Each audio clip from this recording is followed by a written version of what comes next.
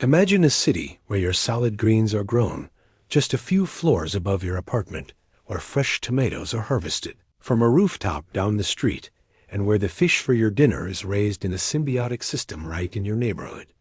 This isn't a scene from a sci-fi movie.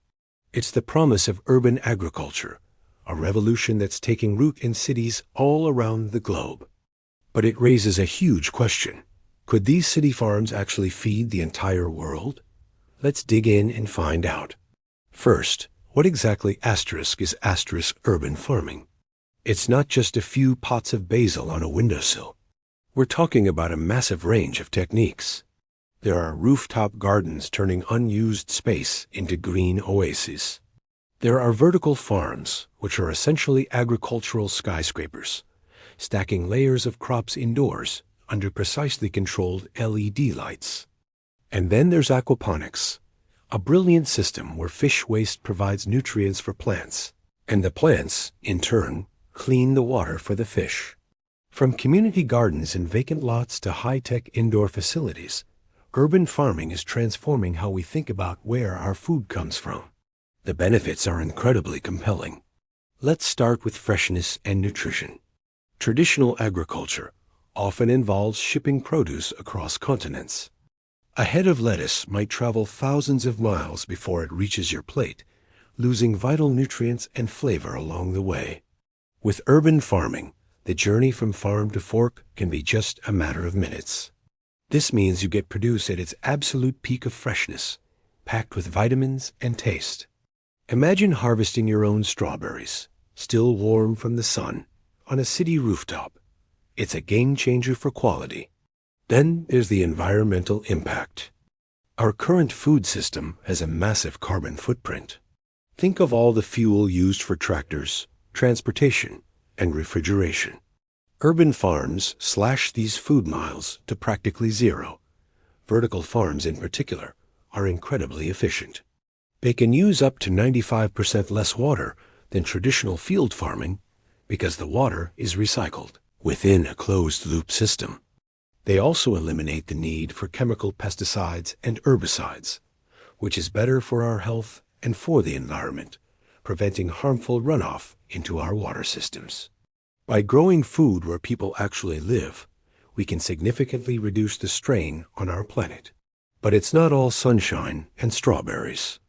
Let's get real about the challenges, because they are significant. The biggest hurdle? Scale and staple crops. Urban farms are fantastic for growing leafy greens, herbs, tomatoes, and certain fruits. These are high-value, fast-growing crops that thrive in controlled environments. But what about the staples that form the backbone of the global diet? Crops like wheat, rice, corn, and potatoes. These require vast amounts of space and specific outdoor conditions to grow economically. Can you imagine a vertical farm large enough to produce the wheat needed for a city's daily bread? The sheer land area and energy required would be astronomical. Currently, the economics just don't add up for these essential calorie-dense crops. So while your city salad bar might be fully supplied by a local vertical farm, your pasta and bread likely won't be anytime soon. Another major challenge is energy consumption. While vertical farms save on water and transport, they have a huge appetite for electricity. Those powerful LED lights that mimic the sun, the climate control systems that maintain perfect growing conditions, 24/7, they all require a constant and significant power supply. If that electricity comes from fossil fuels, we could simply be trading one environmental problem for another, reducing food miles, but increasing carbon emissions from power plants. The key to making vertical farming truly sustainable is to power it with renewable energy sources like solar, wind, or geothermal. Some innovative farms are already integrating solar panels onto their roofs, creating a self-sustaining ecosystem. But scaling this up to a global level is a monumental task. And finally, there's the cost. Setting up a high-tech vertical farm is a serious investment. The technology, the real estate in expensive urban centers, and the high energy bills mean that the produce can sometimes be more expensive than its field-grown counterparts. While prices are coming down as technology improves and economies of scale kick in, accessibility is a real concern. The goal of feeding the world isn't just about producing food. It's about making sure everyone can afford it. We need to ensure that this fresh, local produce doesn't just become a luxury for the wealthy, but a staple for all city dwellers. So let's circle back to our big question. Can urban farms feed the entire world? The honest answer, at least for now, is no. Not on their own. They can't replace the vast fields of wheat, corn, and rice that sustain humanity. The challenges of scale, energy, and cost are just too big to overcome for staple crops at this moment. And this is a very important, but that doesn't mean they aren't a crucial part of the future of food. The question shouldn't be, can they do it all? But what is their vital role? And their role is massive. Urban farms can make our cities dramatically more resilient. They provide a secure, local source of fresh, nutritious food, insulating us from disruptions in the global supply chain, whether they're caused by natural disasters, pandemics, or political conflicts. They can transform food deserts, urban areas without access to affordable, fresh produce into thriving, healthy communities. They reconnect people with their food, creating educational opportunities and strengthening community bonds. Think of it like this. Traditional agriculture is the powerful engine of our food system, producing the bulk calories we need. Urban agriculture is the precision steering, the high-performance supplement. It provides the essential vitamins, the freshness, the resilience, and the local connection that the bigger system often lacks. It's not a replacement. It's a powerful and necessary partner. The future of food isn't about choosing one solution over another. It's about integration. Imagine a future where our global food system is a hybrid model. Vast, sustainable rural farms provide our staples, while a vibrant network of urban farms, rooftop gardens, community plots, and high-tech vertical farms supplies our cities with fresh produce. This diversified system is stronger, more sustainable, and more equitable. It's a future where we have the best of both worlds. The growth of urban farming is one of the most exciting developments of our time. It's a testament to human ingenuity and our ability to reimagine a better, more sustainable way to live. So while it may not feed the entire world on its own, it is absolutely essential to feeding our world better. What do you think? Could you see an urban farm thriving in your city? Ever wonder where your food comes from? For most of us, it's a long journey from a faraway farm, through processing plants, and across thousands of miles to our local grocery store. But what if I told you that the future of food isn't out in the countryside, but right here in the heart of our cities? It might sound like science fiction, but it's happening right now, and it could change everything about how we eat. Let's face it, our current food system is under a lot of pressure. It relies on vast amounts of land, water, and fossil fuels. It's vulnerable to droughts, floods, and supply chain disruptions. We've all seen empty shelves and rising prices, right? This system has served us for a long time, but as our global population grows and our climate changes, we need smarter, more resilient solutions. And that's where urban agriculture comes in. Picture this: skyscrapers that are also vertical farms, with floors of leafy greens growing under perfect LED light. Imagine rooftops covered in greenhouses, abandoned warehouses turned into thriving mushroom farms, and community gardens popping up in every neighborhood. This isn't just a dream. It's a reality in cities like Singapore, New York, and Paris. One of the most exciting innovations is vertical farming. By stacking layers of crops indoors, we can grow food year-round, regardless of the weather outside. These controlled environments use up to 95% less water than traditional farming, because the water is recycled within the system. There's no need for pesticides or herbicides, because there are no pests. And because the farms are right in the city, the food miles, the distance food travels from farm to plate, are practically zero. This means fresher, more nutritious produce for you, and a much smaller carbon footprint for our planet. Think about the taste of a tomato picked straight from the vine versus one that was picked green and shipped across the country. There's no comparison. Urban farming brings that freshness back. When food is harvested and delivered the same day, it retains more of its vitamins and flavor. You get to enjoy food at its peak, just as nature intended. But it's not just about high-tech towers. The urban farming movement is incredibly diverse. Rooftop gardens are transforming unused urban spaces into productive green oases. They help insulate buildings, reduce stormwater runoff, and create habitats for pollinators like bees. Then there's aquaponics, a brilliant system where fish and plants grow together. The fish waste provides natural fertilizer for the plants, and the plants filter the water for the fish. It's a closed-loop ecosystem that produces both fresh fish and vegetables with minimal waste. Community gardens are another vital piece of the puzzle. These are spaces where neighbors come together to grow their own food. They do more than just produce vegetables. They build communities. People share knowledge, connect with their neighbors, and get their hands dirty. They provide access to fresh, affordable food in areas that might be food deserts, where grocery stores are scarce. They're also incredible educational tools, teaching kids and adults where their food comes from and the importance of a healthy diet. Bringing food production into cities also creates new economic opportunities. It generates jobs in technology, engineering, agriculture, and distribution. It supports local entrepreneurs and small businesses.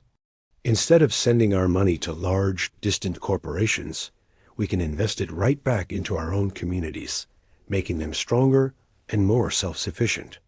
Now, you might be thinking, can cities really grow enough food to feed everyone? That's a fair question. Urban agriculture isn't meant to replace traditional farming entirely, at least not yet. We'll still need large-scale farms for staple crops like wheat, corn, and rice. But for a significant portion of our produce, things like leafy greens, herbs, tomatoes, and berries, cities can make a massive contribution. It's about creating a hybrid system, a network of local and regional food sources that is more resilient, sustainable, and equitable. This shift empowers us as consumers.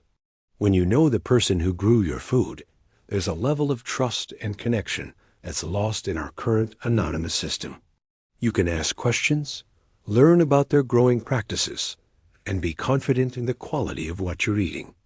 The rise of farmers markets and community-supported agriculture, CSA, programs in cities is a testament to this desire for connection. So, how can you be a part of this food revolution? It's easier than you think. Start by supporting local growers. Visit a farmer's market in your area. Look for products grown in local vertical farms at your grocery store. If you have a sunny windowsill, try growing some of your own herbs. If you have a balcony or a small yard, you could try container gardening. Or join a local community garden. You'll be amazed at what you can grow and how rewarding it is. The future of food is local. It's about reconnecting with where our food comes from and building systems that nourish both people and the planet. By transforming our cities into hubs of food production, we can create a healthier, more sustainable, and delicious future for everyone. The next time you walk through your city, look up at the rooftops and imagine the possibilities. The farm of the future might be closer than you think. Thanks so much for watching. What do you think? Is urban agriculture the future? Let me know your thoughts in the comments below. Have you ever wondered why, in a world that produces more than enough food to feed everyone, nearly 700 million people still go to bed hungry every night?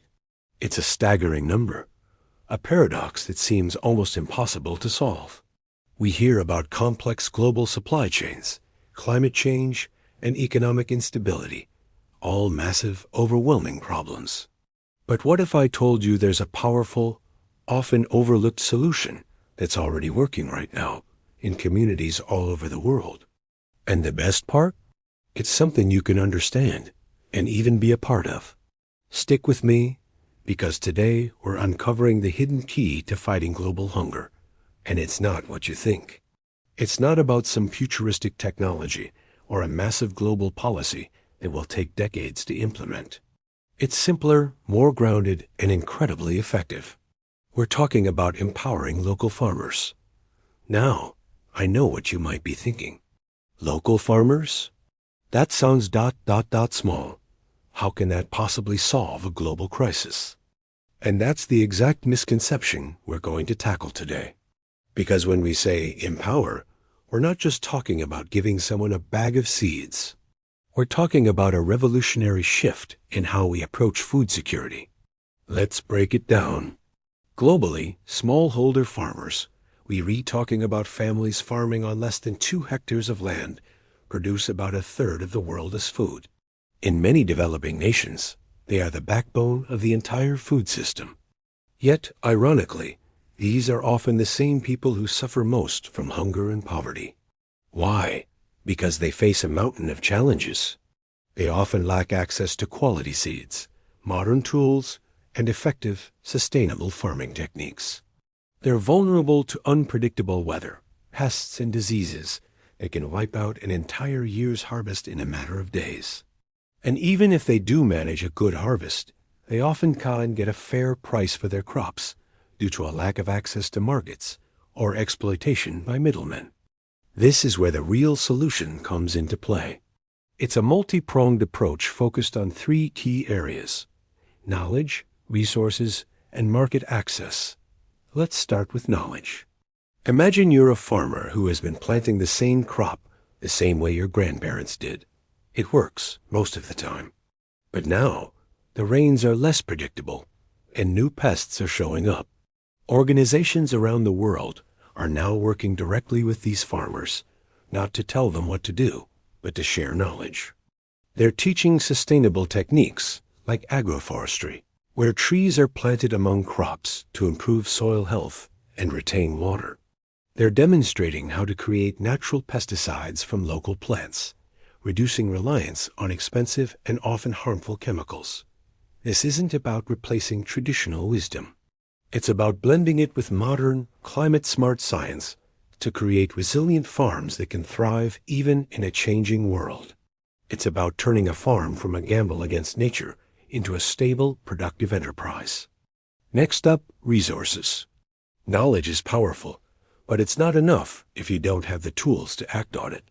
This is where things get really interesting. We're not talking about just handing out equipment. We're talking about smart, sustainable access. Think about community seed banks, where farmers can borrow and save high-quality, locally adapted seeds, ensuring they have what they need for the next planting season. Or microloan programs that allow a cooperative of farmers to purchase a shared piece of equipment, like a tiller or an irrigation pump, that no single farmer could afford on their own. This creates a sense of ownership and shared responsibility. It's about providing a hand up, not a handout. It's about investing in their potential and giving them the tools to build their own success. When a farmer has the right seeds, the right tools, and the right knowledge, their yields can double or even triple, sometimes in a single season. But here's the crucial final piece of the puzzle: market access. What good is a surplus of food if you can't sell it? For too long, small farmers have been at the mercy of a system that's stacked against them. They're forced to sell their harvest at rock-bottom prices right after harvest when the market is flooded, only to buy food back at inflated prices a few months later. The solution? Helping farmers organize into cooperatives. As a group, they have more bargaining power. They can negotiate better prices. They can invest in storage facilities together, allowing them to sell their produce when prices are more favorable, not just when they need immediate cash. Technology is also playing a huge role here. Simple mobile phone apps are now connecting farmers directly with buyers, cutting out the middlemen and ensuring they get a fair price for their hard work. This isn't just about selling food. It's about building a business, creating a stable income, and breaking the cycle of poverty. Let's look at a real-world example to see how this all comes together. In parts of rural Africa, organizations have worked with women's farming groups. They started by providing training in improved agricultural practices and gave them access to drought-resistant seeds. Then, they helped them form a cooperative. As a co-op, they were able to secure a loan to buy a small grain mill. Before, they had to sell their raw grain for a low price. Now, they can process it into flour, which sells for a much higher price. They have a stable income. Their families are eating better, and they are sending their children to school. They've gone from being subsistence farmers to successful entrepreneurs. This isn't an isolated story. This is happening in thousands of communities, quietly, effectively, changing the world one village at a time. This is why empowering local farmers is the hidden solution. It's not just about producing more food. It's about strengthening entire communities from the ground up. When farmers thrive, they create jobs. They invest in local businesses. Their children get an education. Healthy local food systems are more resilient to global shocks, whether it's a pandemic or a disruption in the global supply chain. It's a holistic solution that tackles poverty, malnutrition, and even climate change all at once. It is about decentralizing our food system and putting power back into the hands of the people who grow our food. So what does this mean for you and me? It means shifting our perspective. When we think about solving world hunger, let's think beyond just donating a can of food. Let's think about supporting the organizations that are doing this vital work on the ground. The ones providing training, facilitating co-ops, and connecting farmers to the resources they need. Many of these organizations have programs where you can directly fund a farmer as training or contribute to a community seed bank. You can choose to buy products that are certified as fair trade, ensuring that the farmers behind them received a fair wage. We can use our voices to advocate for policies that support smallholder farmers both at home and abroad. The problem of global hunger can feel immense, so big that it's easy to feel helpless. But the solution is right there. It's in the soil of a small farm in Kenya, in the hands of a women's cooperative in Guatemala, in the ambition of a young farmer in Southeast Asia. The solution isn't a single magic bullet. It's a million small, empowered actions coming together to create a massive, positive change. By empowering the people who feed the world, we don't just fight hunger, we cultivate a future of opportunity, dignity, and resilience for everyone. Thank you so much for joining me on this deep dive today. Hey everyone, and welcome back to the channel. Take a look out your window. What do you see? Buildings, roads, maybe a park if you're lucky? What if I told you that hidden amongst all that concrete and steel, a green revolution is taking root? That's right, our cities are starting to grow our dinner, and it's one of the most exciting shifts happening in the world today. For most of human history, food came from the countryside. We built vast, complex systems to transport it over hundreds, sometimes thousands, of miles to feed our growing cities. But that system has its problems. Food spoilage, massive carbon footprints from transportation, and a total disconnect between us and where our food comes from. Think about it. When was the last time you saw the plant your salad grew on? But now, innovators and communities are flipping the script. They're asking a simple but powerful question. Why can't we grow food right here, where we live? And the answers are sprouting up all over the world in the most unexpected places. We're talking about vertical farms, these incredible indoor skyscrapers of green. Picture this. Shelves stacked floor to ceiling, each one bursting with vibrant lettuce, herbs, and strawberries, all grown under the perfect glow of LED lights. These farms can be set up in old warehouses, abandoned factories, or even shipping containers. They use a fraction of the water and land compared to traditional agriculture. And since they're indoors, they can grow fresh produce 365 days a year, no matter the weather. No pesticides, no long-haul trucks, just fresh, local food. Then there are the rooftop gardens. All across our cities, barren, sun-baked rooftops are being transformed into lush, productive oases. Community groups and businesses are installing everything from simple planter boxes to sophisticated hydroponic systems. These gardens don't just provide food. They help cool down buildings, which reduces energy consumption. They absorb rainwater, easing the strain on our sewer systems during heavy storms. And they create beautiful green spaces that improve our mental well-being. It's like giving our cities a living, breathing green hat. And it doesn't stop there. We're seeing community gardens pop up in parks and vacant lots, turning neglected spaces into vibrant hubs where neighbors can connect and grow food together. There are aquaponic systems in school basements, where fish and plants grow in a symbiotic loop, teaching kids about ecosystems firsthand. We're even seeing edible landscaping, where public parks are planted with fruit trees and berry bushes for everyone to enjoy. It's a fundamental rethinking of what a city can be. So why is this so important? Well, for starters, it's about food security. By growing food locally, cities become more resilient. They're less dependent on long, fragile supply chains that can be disrupted by anything from bad weather to global pandemics. It means having a reliable source of fresh, nutritious food right on our doorstep.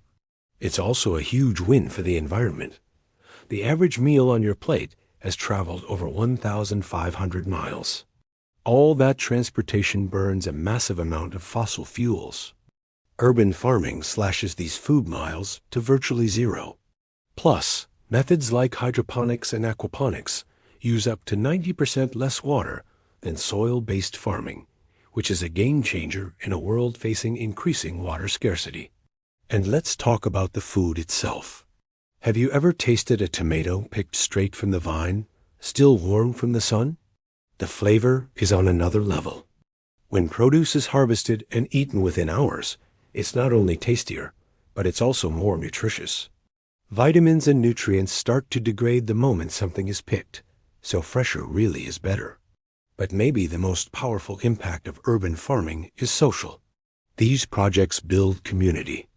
They bring people from all walks of life together, working side by side, sharing knowledge, and sharing the harvest. They create green jobs and provide educational opportunities. For many people living in dense urban areas, it's their first real connection to the food system. It fosters an appreciation for where our food comes from and the effort it takes to grow it. It empowers people to take control of their own food source. Of course, it's not a magic bullet. Urban farming won't replace traditional agriculture entirely. We'll still need large-scale farms for staple crops like wheat, corn, and rice. And there are challenges to overcome, like high startup costs for vertical farms, soil contamination in some urban lots, and navigating city zoning laws. But the potential is undeniable. This isn't just a niche hobby. It's a serious, scalable solution that complements our existing food system. It's a movement that is gaining momentum every single day, driven by technology, innovation, and a growing desire for healthier, more sustainable, and more connected lives. So next time you're walking through your city, look up, look around. You might just spot the future of food growing in the most unlikely of places. From a basil plant on a balcony to a multi-story vertical farm, every little bit contributes to building stronger, greener, and more delicious cities. What do you think? Is there an urban farm in your neighborhood? Would you want one? Let me know your thoughts down in the comments below. I'd love to hear from you. Thanks so much for watching. If you found this as fascinating as I do, please hit that like button and consider subscribing for more stories about the incredible innovations shaping our world. See you in the next one.